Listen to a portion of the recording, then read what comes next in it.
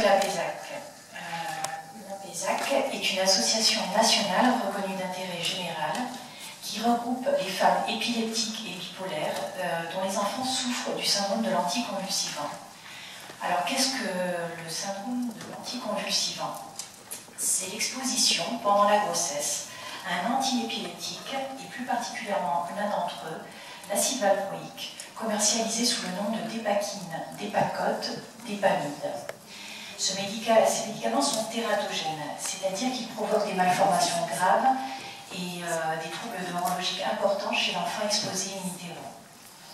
La PESAC est née en 2011 d'un simple constat: personne ne connaissait l'embryophétopathie au valproate, qui est le terme consacré. Nos objectifs, alors c'est tout d'abord informer clairement les familles, les femmes en âge de procréer, afin qu'elles puissent choisir et décider en connaissance de cause.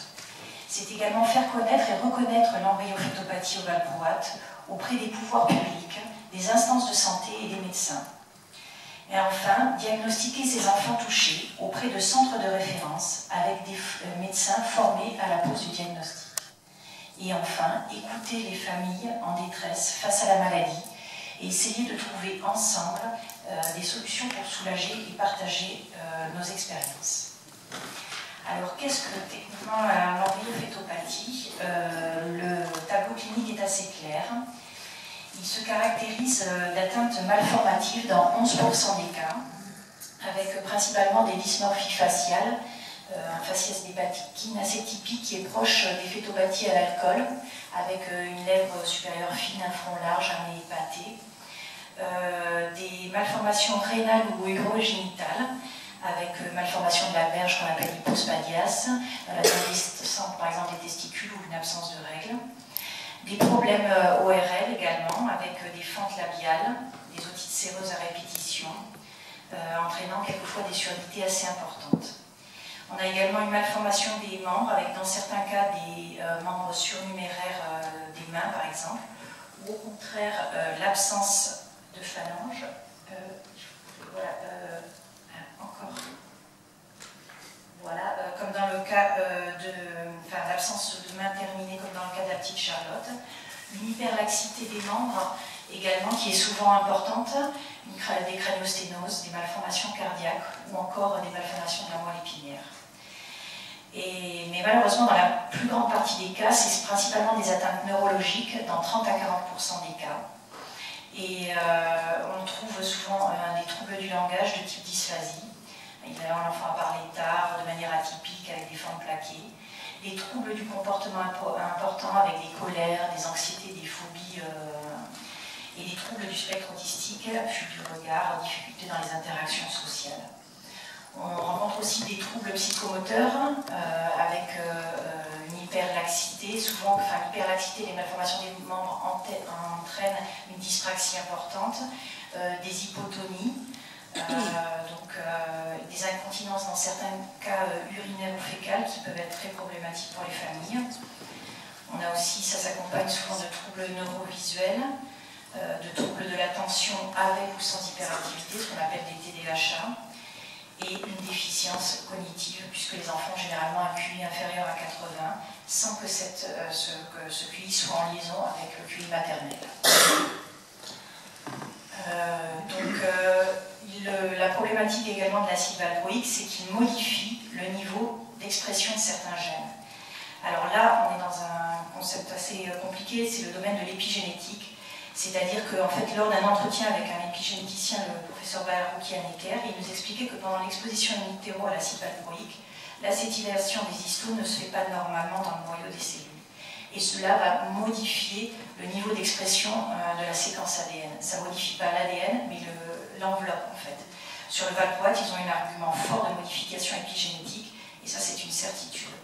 Donc on sait qu'on va trouver des problèmes chez les générations futures, comme dans le cas des filles d'Stilben. Combien d'enfants touchés, me direz-vous? Alors, une étude anglaise évalue à environ 22 000 enfants touchés en Grande-Bretagne. En extrapolant ce chiffre à la population française au taux de fécondité, en France, sur les 30 dernières années, on devrait être à peu près à 30 000 enfants concernés en France. C'est énorme. Pourquoi on ne les voit pas? Pourquoi ne sont-ils pas diagnostiqués? Parce que la plupart du temps, ils vont être diagnostiqués autistes ou dyspraxiques, et on écarte complètement l'étiologie du problème, à savoir, est-ce que vous avez pris un médicament pendant votre grossesse, par exemple? Et moi, la question que je me pose, c'est pourquoi il a fallu attendre 50 ans avant d'arrêter de prescrire ce médicament aux femmes enceintes, puisque les premières alertes apparaissent dans la littérature scientifique dans les années 60-64. La notice va être modifiée et le protocole de prescription en mai 2015. Parce que cette modification de notice intervient parce que nous, l'association de patients, effectivement, en France, avec la PESAC, mais pas qu'en France, je travaille également avec mes homologues anglaises et belges, nous faisons pression pour obtenir une réévaluation du bénéfice-risque au niveau européen. Et donc la PESAC est montée, a été auditionnée par l'Agence européenne du médicament en juin dernier à Londres et a défendu les victimes de la dépakine au niveau européen. Et on a demandé effectivement que ce médicament soit plus prescrit aux femmes enceintes et en âge de procréer, sauf bien sûr en cas d'échec d'autres traitements. Pourquoi est-ce aux associations de patients de faire ce travail de pharmacovigilance? Parce que personne ne l'a fait jusque-là. L'épreuve des familles. Donc, d'épreuve en épreuve, c'est chaque jour difficile. La première épreuve est d'abord la culpabilité de la mère.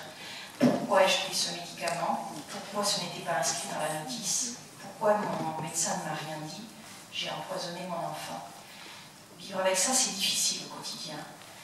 Et puis la pose du diagnostic. Le diagnostic est difficile à obtenir. Ce sont généralement des généticiens qui posent le diagnostic en écartant toute autre cause, un diagnostic différentiel. Les généticiens, généralement, ont malgré tout peur de le poser parce que quelque part, ça sous-entend que leurs collègues neurologues n'ont pas fait le travail d'information auprès des patientes. Et les patients, les praticiens sont malheureusement souvent mal informés et beaucoup de familles se voient refoulées. La prise en charge, du fait de la méconnaissance du syndrome des enfants, souvent ils sont mal soignés, parce que seul un versant de la pathologie va être pris en charge, souvent l'autisme, mais on va oublier tous les autres symptômes, les dyspraxies, les troubles neurovisuels, et souvent on passe à côté du polyhandicap, donc la prise en charge est mauvaise. Les procédures judiciaires, alors principalement elles sont civiles, une dizaine en France actuellement. Les procédures sont longues, coûteuses, inabordables pour les familles. Et les familles ignorent souvent les délais de prescription qui sont de 3 ans après la pose du diagnostic et 10 ans après l'absorption du produit. Les laboratoires souvent ont gagné car finalement les victimes ne pourront plus porter plainte. À ma connaissance, il y a 2 procédures amiables seulement auprès de l'ONIAM. Alors, il n'est pas normal, selon moi, que les médecins n'arrivent pas aujourd'hui à accéder suffisamment à la littérature scientifique et s'adressent aujourd'hui à la PESAC pour demander des informations.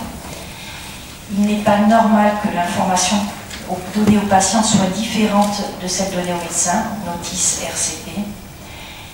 Il n'est pas normal d'avoir attendu 50 ans et la pression des associations de victimes pour que les risques tératogènes soient notés dans la notice. Il n'est pas normal que la pharmacovigilance n'ait pas joué son rôle durant toutes ces années. Les risques malformatifs sont connus dans les années 70, les troubles psychomoteurs et du langage dans les années 80, les troubles autistiques dans les années 90. Et ce n'est qu'en décembre 2014 que l'ANSM se décide à restreindre l'utilisation du valproate en tenant compte de la réalité des risques encourus par les femmes.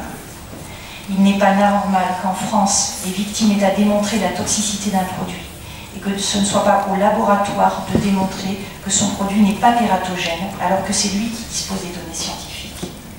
Il n'est pas normal que l'État, via les allocations familiales, ait à payer à vie une allocation handicap, alors que ce sont les laboratoires qui se sont bien gardés de signaler de tels effets indésirables de leurs médicaments. Ils ont détruit des vies, certains enfants sont morts, des familles entières sont touchées, puisque souvent c'est la fratrie entière qui est atteinte. En conclusion, je dirais que le coût financier, l'épilepsie maternelle de la mère, la lourdeur de la prise en charge des enfants handicapés, l'épreuve psychologique d'une procédure judiciaire sont autant de freins à la demande de réparation.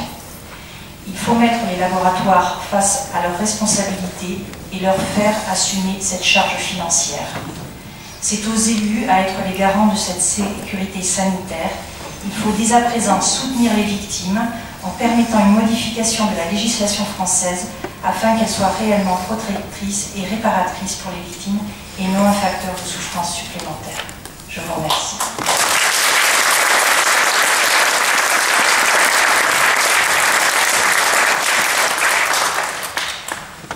Merci à Marine et au témoignage de toutes ces victimes qui montrent que les séquelles médicales sont nombreuses, que dans tous les cas, certaines pathologies auraient dû être évitées, que ça a mis des années avant que les produits ne soient plus prescrits,